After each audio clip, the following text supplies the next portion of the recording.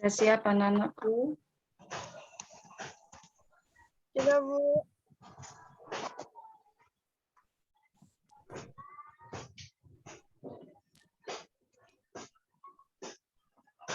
Layarnya dibuka ya, jangan dimatikan ya. Ya, Bu. Ya, karena Pak Umar nanti screenshot kalian punya kehadiran.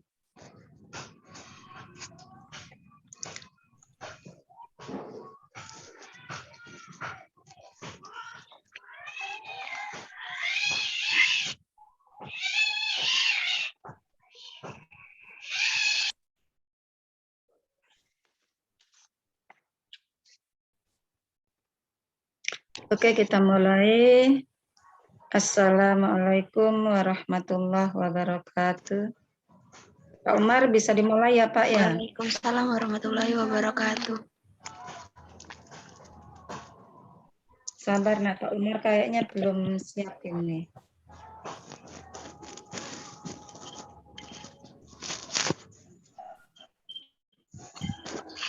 Oke, sudah? Pak Umar sudah merespon.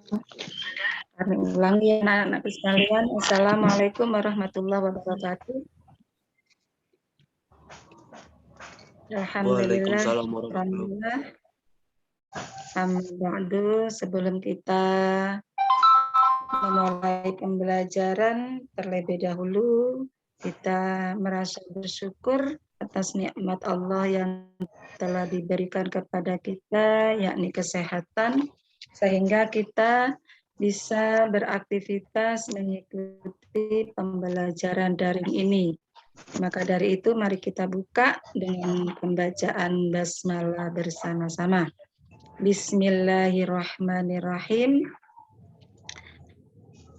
Dengan langkah bismillah, mudah-mudahan kalian dapat memahami makus dengan kamera kalian yang terbuka. Yang belum membuka kameranya, silakan membukanya. Karena kamera kalian bisa dilihat oleh saya, oleh Pak Umar sebagai wakil kurikulum dan operator. Ayo yang belum buka, kameranya dibuka biar konsentrasi. Ya. Di pembelajaran kali ini akidah akhlak yaitu besar.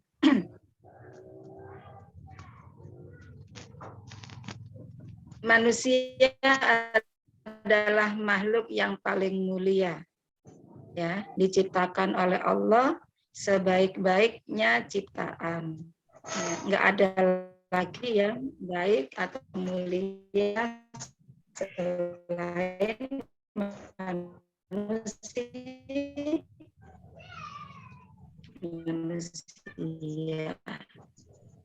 Namun demikian manusia akan ke derajat paling rendah karena manusia tidak dapat menjunjung tinggi nilai-nilai kemanusiaannya tersebut. Sudah terlalu banyak contoh yang dapat dijadikan sebagai pelajaran bagi manusia, supaya tidak terperosok ke dalam lembah penistaan atau lembah kemaksiatan, baik yang terdapat dalam kehidupan masyarakat maupun dikisahkan oleh Allah Subhanahu wa Ta'ala dalam Al-Quran. Namun kebanyakan manusia tidak mau mengambil jalan tersebut, bahkan tetap manusia. Yang mana manusia mempunyai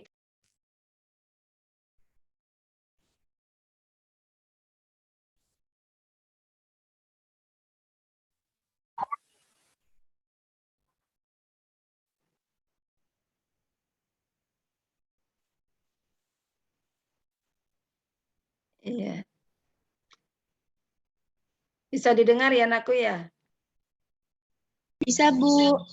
Ya, kita lanjut bahwa KD yang akan kita pelajari pada bab 3 ini tentang menghindari dosa besar, yaitu menganalisis perilaku dan dampak negatif, serta upaya menghindari dosa-dosa besar. Ya, dosa besar itu banyak. Ya, yang kita pelajari pada hari ini yaitu tentang pembunuhan, liwat, LGBT, minuman khamar, kemudian judi dan mencuri. Jadi ada 6, ya, ada 6 yang kita bahas pada hari ini. Dalam bab ini, ya, ada sekitar 11 pembahasan tentang dosa-dosa besar. Ya, jadi yang kita bahas 6 dulu, masih ada sisa nanti minggu depan, yaitu tentang durhaka kepada orang tua, meninggalkan sholat, memakan harta anak yatim, dan korupsi. Ya, jadi kita fokus terhadap pembelajaran menghindari dosa besar pada kali ini saja. Yaitu di mana peta konsep kita, dosa besar itu pembunuhan, liwat, LGBT, minuman khamar, judi, mencuri. Itu saja. Ya. Setelah kita mengetahui pembelajaran kita pada hari ini, ya, yaitu ada 6, maka satu persatu mari kita bahas dan perhatikan. Yang pertama adalah membunuh. Ya. Membunuh adalah suatu dosa besar yang begitu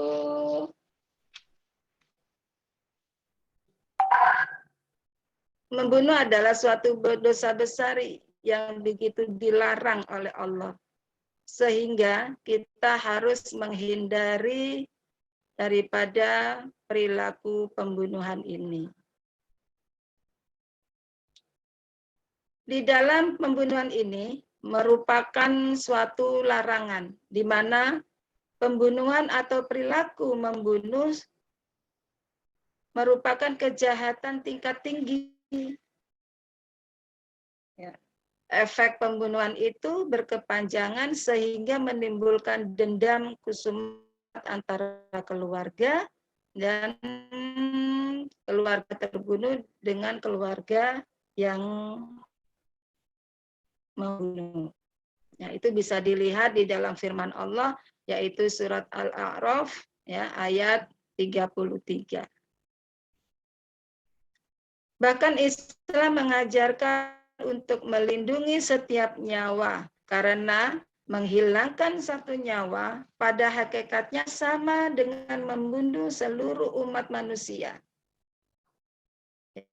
Hal tersebut sesuai dengan firman Allah di dalam surat Al-Maidah ayat 32.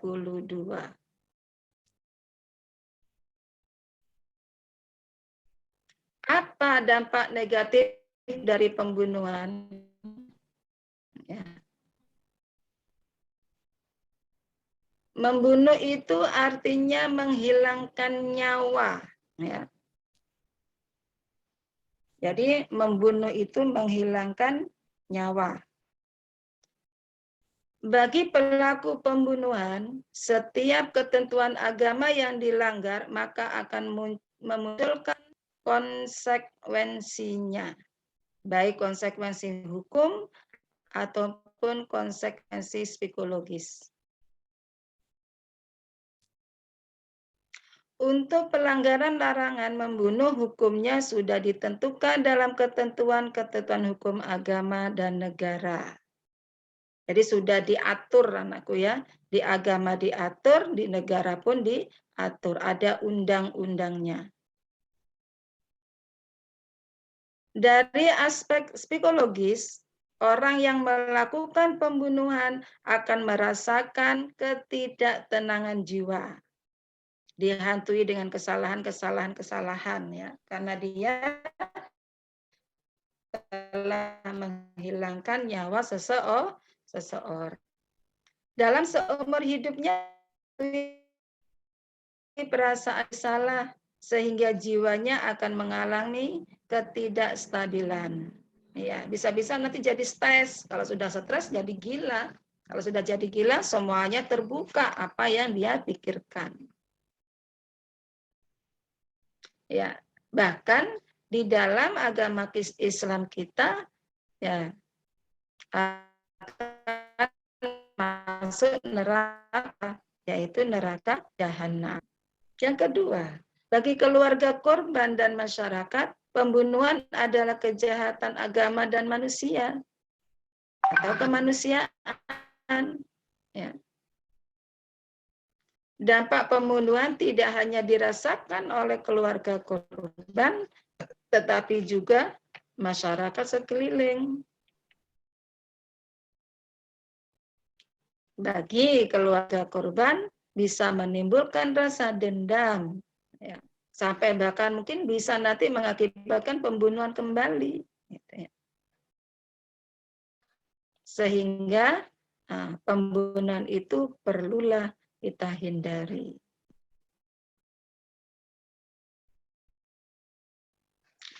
Kita coba dalam kasus-kasus tertentu, pembunuhan yang disaksikan oleh anak kecil, maka akan menyebabkan trauma yang mendalam bagi anak tersebut. Dari traumanya ini, apabila dilakukan penyembuhan psikologis, maka dapat pengaruh perkembangan fisik anak. Ada kadang-kala anak tidak mau keluar, murung diri, jadi pendiam, ya. Itu akibat daripada kita melihat pembunuhan itu. Apalagi kita melakukannya. Ya. Makanya harus kita hindari. Jadi pembunuhan ini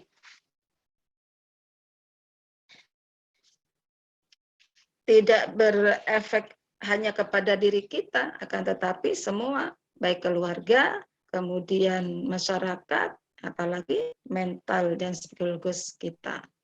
Itu tentang pembunuhan. Yang kedua yaitu tentang liwat. Apa liwat itu? Pengertian liwat, kata liwat bukan kata asli.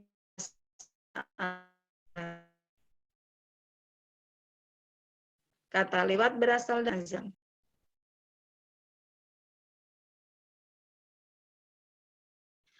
Oleh karena itu, keliru jika kata liwat dicari pecahan kata dari bahasa Arab yang asli.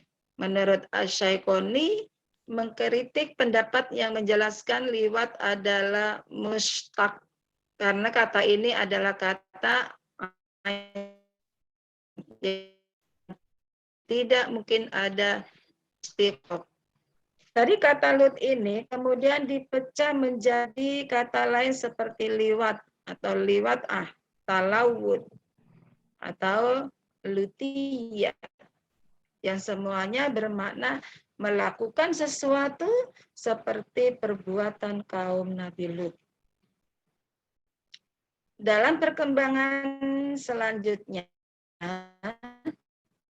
istilah liwat digunakan untuk menjelaskan perbuatan yang dilakukan oleh seseorang laki-laki dengan cara memasukkan zakar atau penisnya atau kemaluannya ke dalam dubur laki-laki lain. Itu namanya liwat.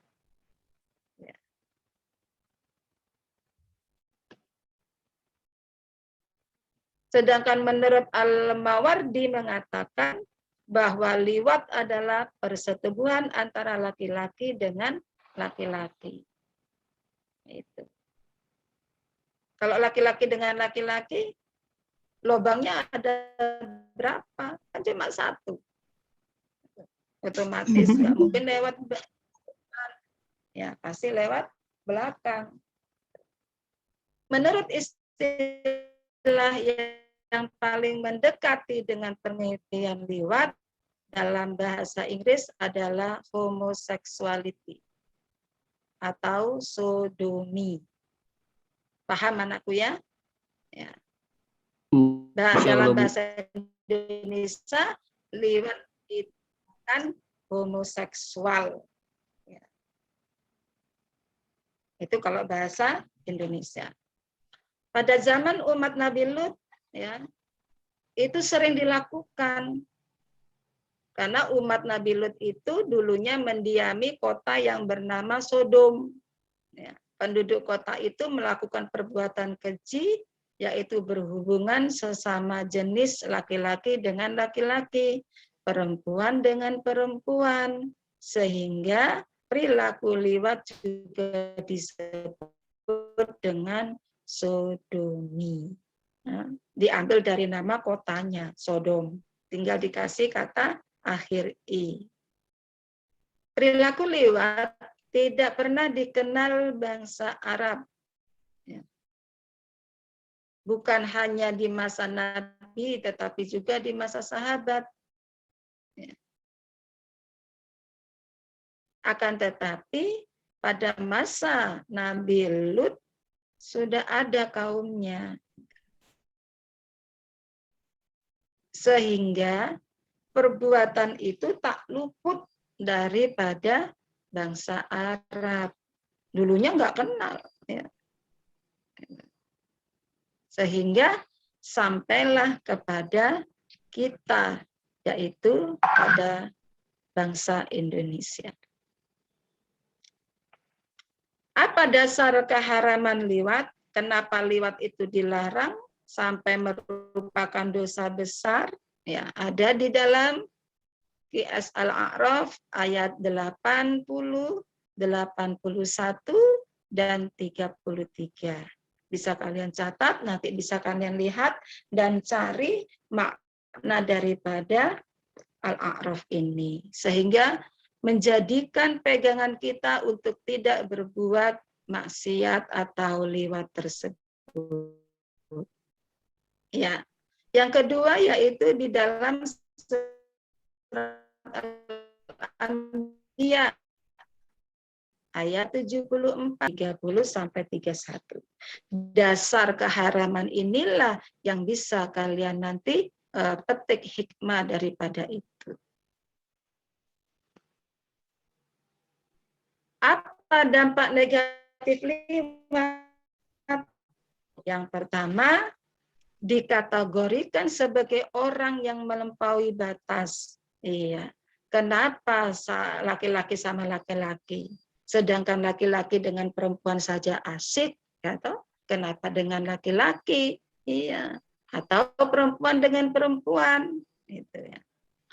Homoseksual ini atau lesbian ini atau sodomi ini biasa terjadi sampai sekarang itu biasanya di pondok-pondok pesantren yang besar, ya, yang mungkin pengawasannya tidak bisa terawasi. Ya.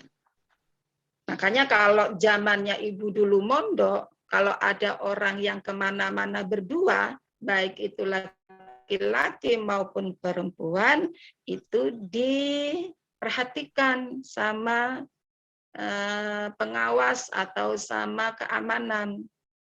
Ya. Bahkan kalau sudah terlalu berduaan terus, maka bisa-bisa dipanggil keamanan di pondoknya itu seperti itu. Karena apa? Menghindari liwat ini, karena liwat ini adalah dosa besar. Ya, saya harapkan anak-anakku sekalian yang di asrama putri maupun putra, hal tersebut dihindari. Kita berteman bukan hanya untuk satu orang saja. Kita bersahabat bukan hanya untuk satu orang saja. Akan tetapi semua teman, semua orang harus kita perlakukan yang sama. Jangan kemana-mana dengan dia. Ya, ke kamar mandi pun dengan dia. Itu bahaya. Ya, takutnya liwat ini. Ya. Yang kedua, dilaknat oleh Allah. Kalau sudah dilaknat oleh Allah, naudzubillah min dzalik, azablah yang akan kita terima, baik itu di akhirat maupun di dunia. Yang ketiga, daya rusak liwat lebih besar daripada zina. Wah, itu ya. Ya. Kalau zina akan berdampak kepada rusaknya nasab, ya, dan hilangnya keharmonisan keluarga. Namun liwat akan lebih berbahaya lagi daripada zina karena mengancam keberlangsungan spesies manusia, ya, moral daripada manusia, ya. Allah sudah menciptakan yang terbaik, Allah yang sudah menciptakan yang sempurna, ya harus kita nikmati kesempurnaan itu, jangan cari-cari yang tidak sempurna, ya, seperti itu. Kemudian yang keempat, Allah menamakan orang yang melakukan liwat sebagai kaum perusak dan orang yang zalim. Ya, sesuai dengan surat Al-Ankabut ayat 30-31. Na'udzubillah min dzalik, anakku, ya. Mari kita jaga ya kerukunan kita, mari kita jaga pergaulan kita, jangan sampai kita melampaui batas melakukan liwat ini. Karena dampaknya begitu besar. Ya. Kemudian dosa besar yang ketiga, yaitu LGBT. L-nya itu lesbian, G-nya itu gay, B-nya itu biseksual, T-nya transgender. Kita kupas satu-satu ya, anakku. Ya, apa yang dinamakan daripada LGBT itu. Ya. LGBT itu merupakan perilaku seksual yang menyimpang bertentangan Islam dan sangat mengkhawatirkan bagi kehidupan umat manusia. Ya. Dari zamannya Nabi Lut itu sudah terlalu banyak yang melakukan seperti ini, bahkan menjadikan wabah dulunya. Ya. Karena apa? Karena menyalahi fitrah manusia, ya, dan merupakan dosa besar.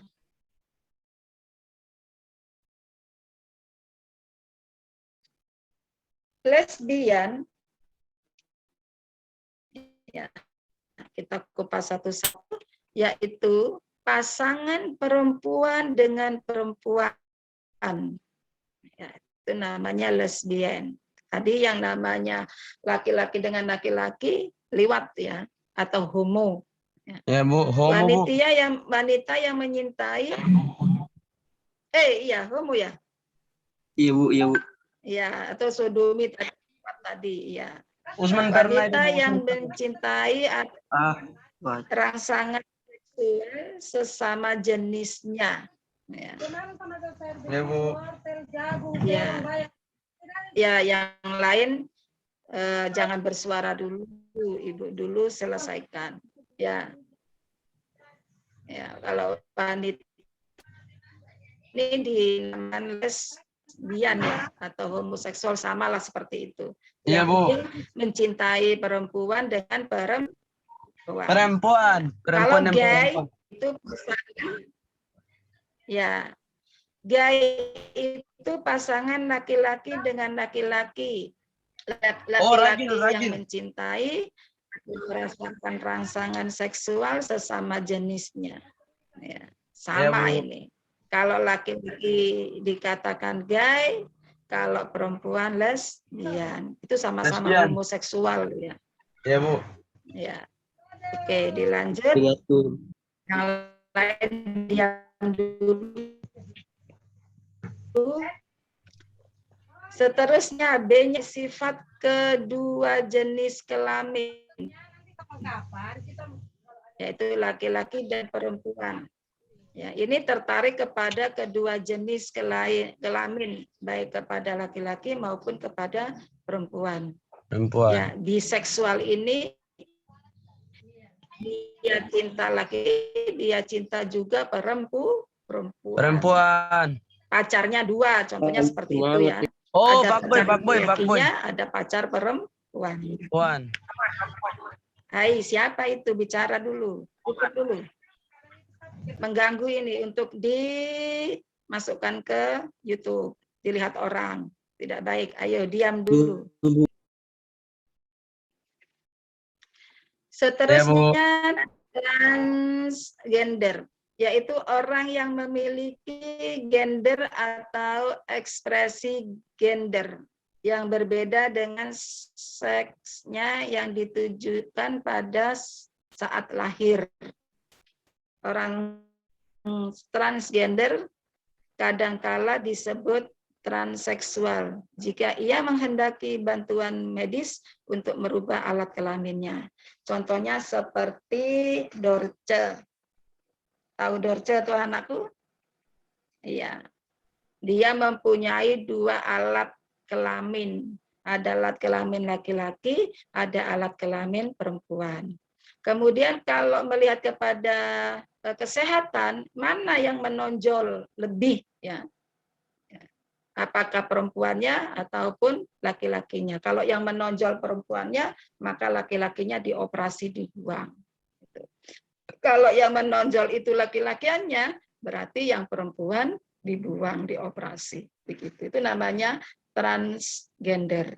2 alat kelamin yang sama dalam satu orang.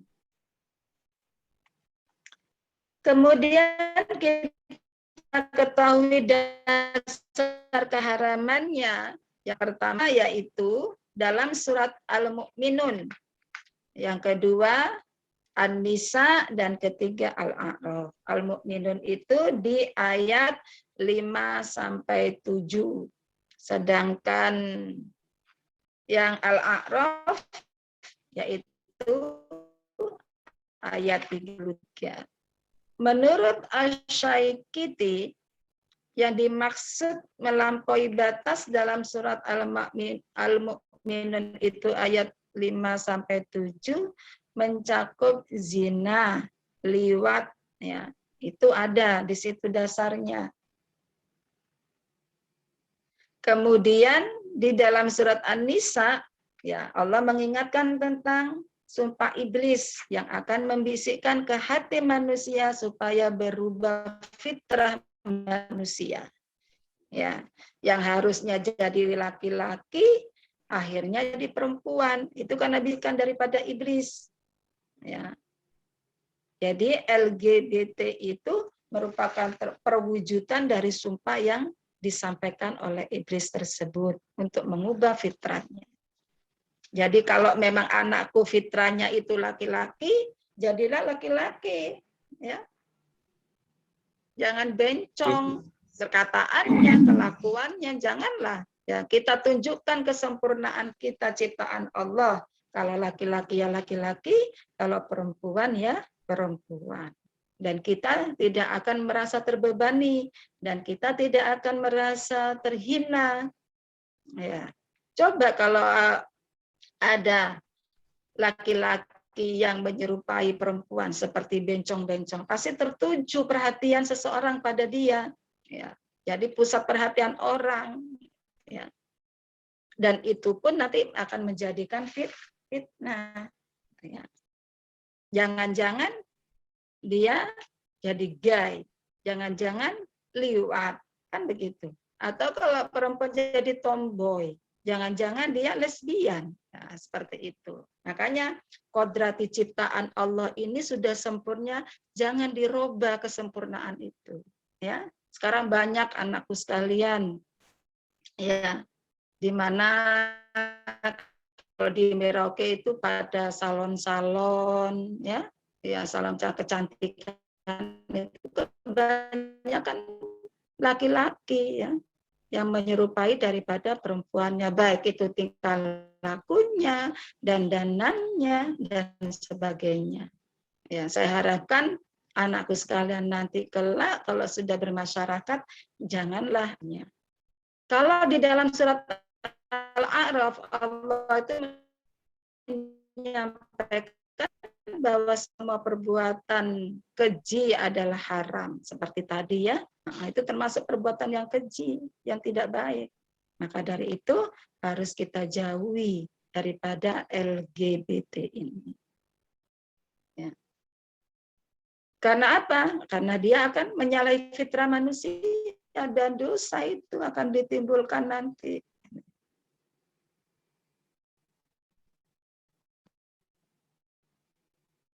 Maka dari itu dampak negatifnya LGBT itu yaitu satu, pelakunya akan dibinasakan oleh Allah, ya, akan dibinasakan. Contohnya dulu pada zamannya Nabi Lut, ya, langsung dia dibinasakan. Baik itu yang lesbian maupun gay.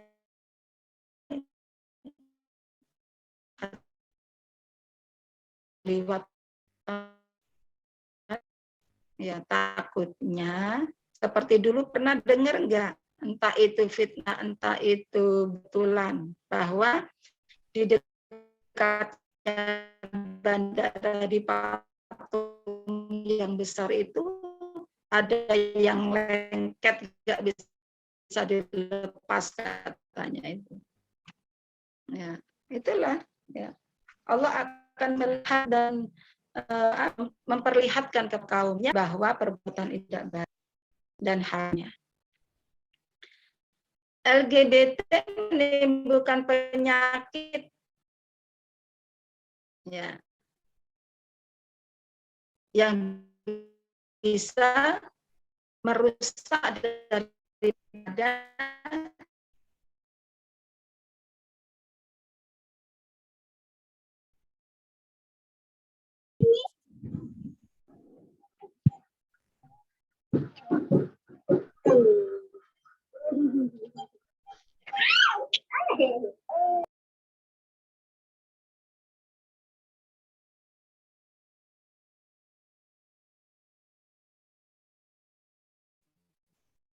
dengar ya anakku ya.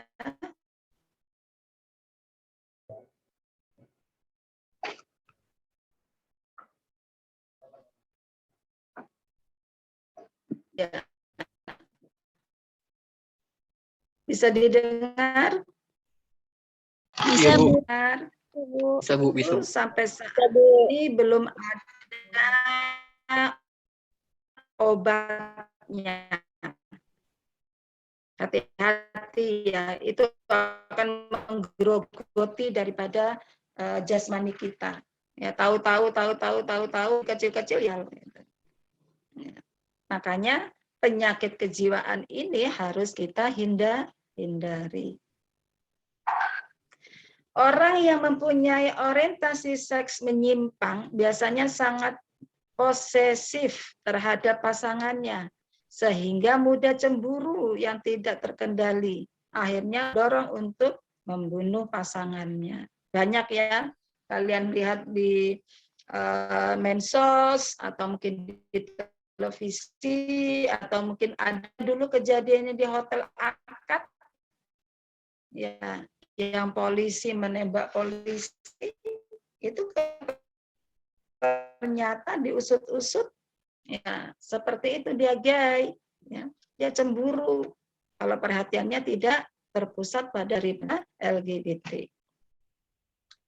Yang ketiga, merusak tata kehidupan sosial.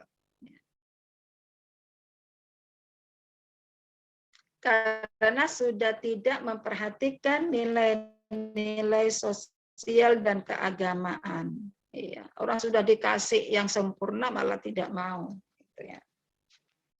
Dan menjadikan nanti pusat perhatian daripada orang lain. Itu LGBT.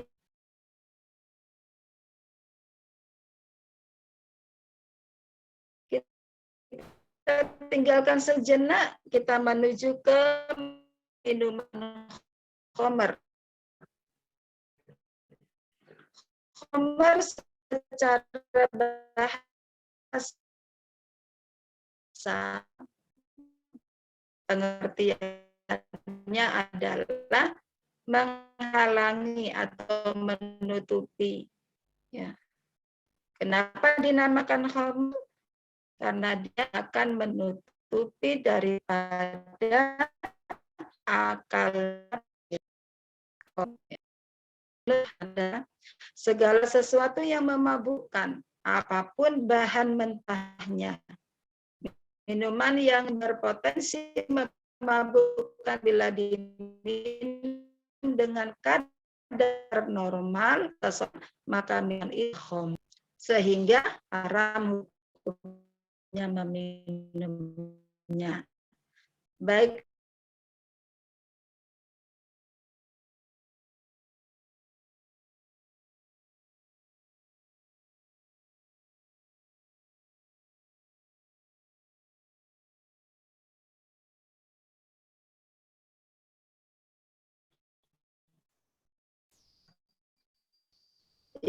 Iya. Kita lanjut. Kalau menurut MUI, Majelis Ulama Indonesia, khamr itu adalah minuman atau wujud lain yang dapat menghilangkan akal dan digunakan untuk bersenang-senang sehingga dari definisinya akan termasuk bios sebagainya. Orang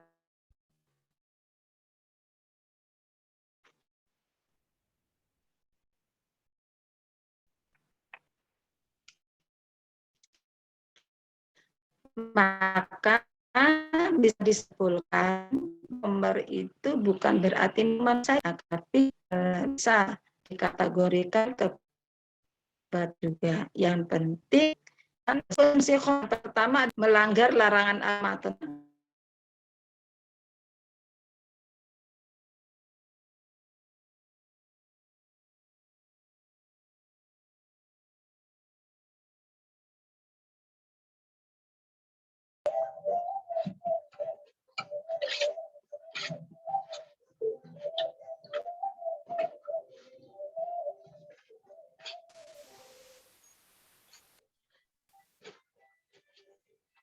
Ya, sinyalnya putus-putus. Tapi sabar, tidak apa-apa. Yang kedua, memicu perbuatan menganiaya sesuai dengan surat Al-Maidah ayat 91. Dan yang ketiga, ya terlarang melaksanakan ibadah, ya baik membaca Al-Quran, sholat dan lainnya. Kalau hilang akalnya, nggak sah sholatnya. Yang keempat, menimbulkan gangguan mental. Ya, tidak bisa berpikir. Ya. Maunya marah, dan marah. Bisa-bisa pembunuhan. Yang keempat, mendapat sanksi, baik itu sanksi agama maupun sanksi negara.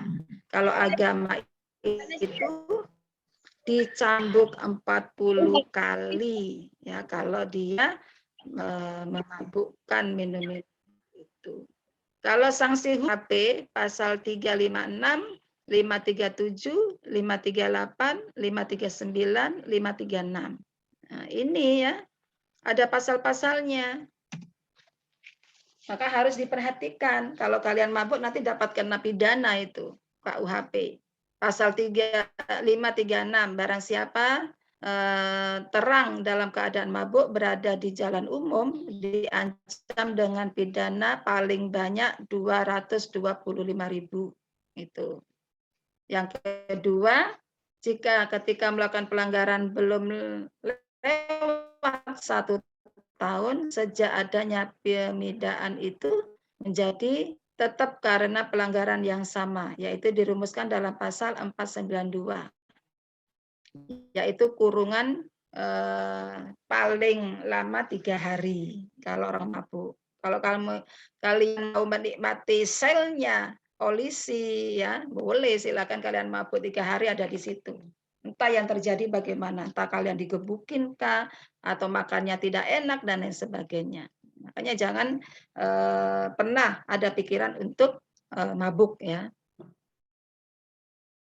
Jika dia mengulangi kedua, dia akan 2 minggu di situ. Kalau sudah ketiga akan 3 bulan. Kalau dia terus-terusan melakukan mabuk dan ketahuan polisi.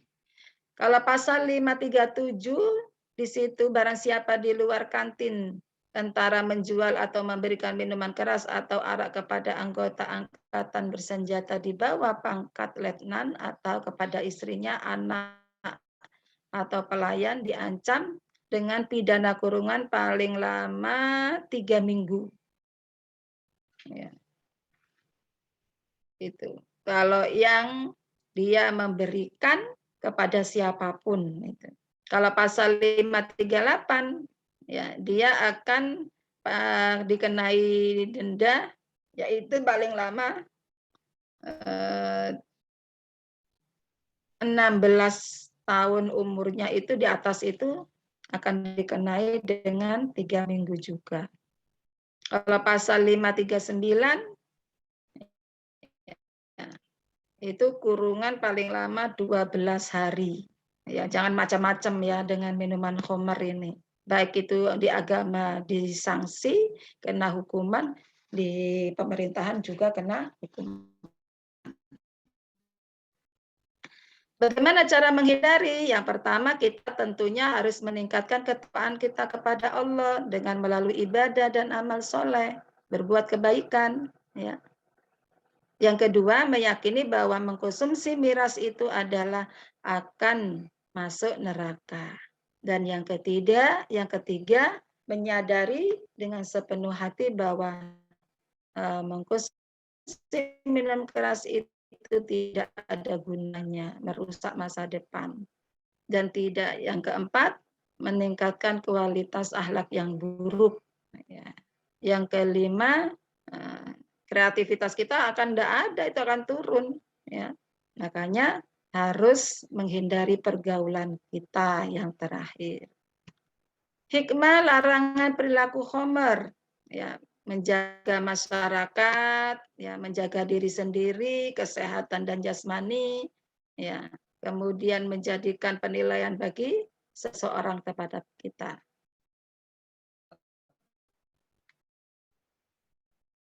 Setelah kita paham dengan dosa besar, yaitu yang kelima, yaitu judi.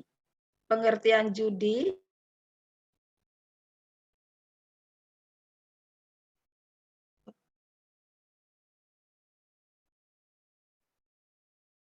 bisa didengar ya? Iya, Bu. Ya, Bu. Ya, kita lihat. Oke. Pengertian judi dalam Ensiklopedia Indonesia, dalam Kamus Indonesia, judi diartikan suatu kegiatan pertaruhan untuk memperoleh keuntungan dari hasil sesuatu pertandingan atau permainan. Tuh.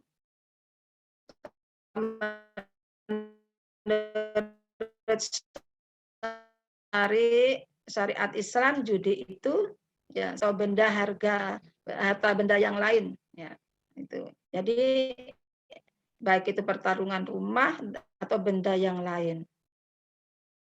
Unsur-unsur judi, satu, permainan. Yang pertama adalah judi adalah perbuatan yang dilakukan biasanya berbentuk permainan atau perlombaan. Ya, yang dilakukan untuk senang-senang atau untuk mengisi waktu senggang guna menghibur hati. Yang terlibat dalam perjudian tidak selamanya para pemain tetap bisa jadi penonton. Biasanya jadi pemainnya. Jadi keuntungannya itu lebih menjanjikan, itu unsurnya, sehingga banyak menggiurkan. Nah, tetapi kenyataannya kalau penjudi itu nggak ada yang kaya, ya kebanyakan bahkan bisa sengsara.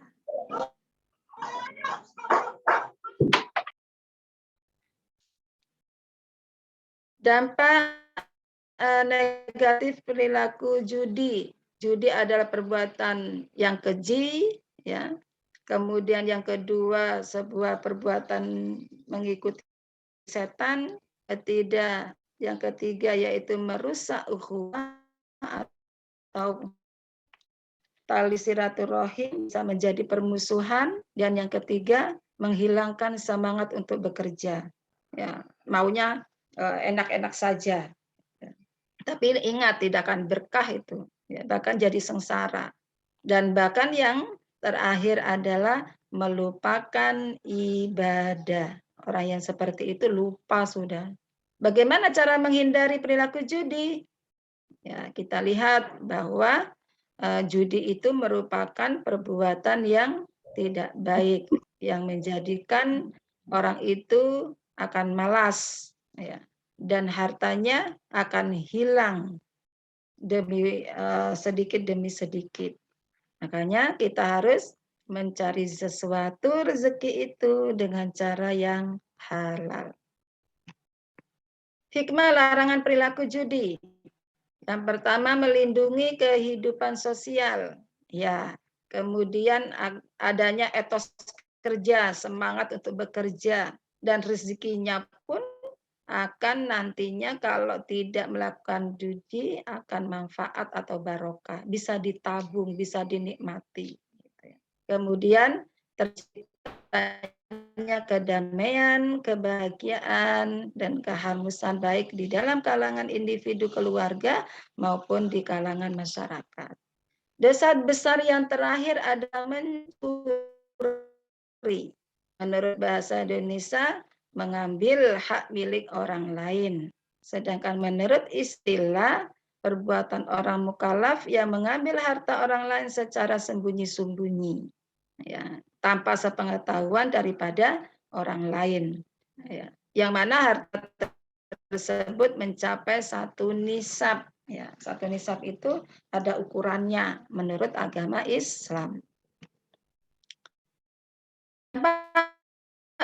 Mencuri bagi pelaku, ya, akan satu mengalami kegelisahan, ya, baik batin maupun akalnya, agama maupun undang-undang yang berlaku. Yang ketiga, mencemarkan nama baik, ya, apalagi dari generasi kita. Jangan sampai anaknya kita, kalau kita pelaku pencurian, anaknya nama baiknya tercemar, dan bahkan bisa merusak keimanan seseorang.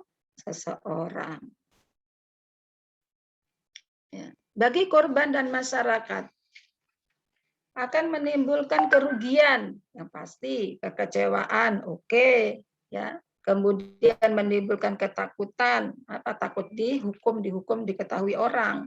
Kemudian akan muncul hukum rimba atau yang disebut itu adalah karma. Gitu. Kamu mencuri 1 hari tidak ketahuan, nah, suatu saat pasti ketahuan. Gitu. Bagaimana cara menghindari curi? Yang pertama harus mensyukuri nikmat Allah sesuai dengan surat Ibrahim ayat 7. Ya, barang siapa yang bersyukur akan dikasih lebih.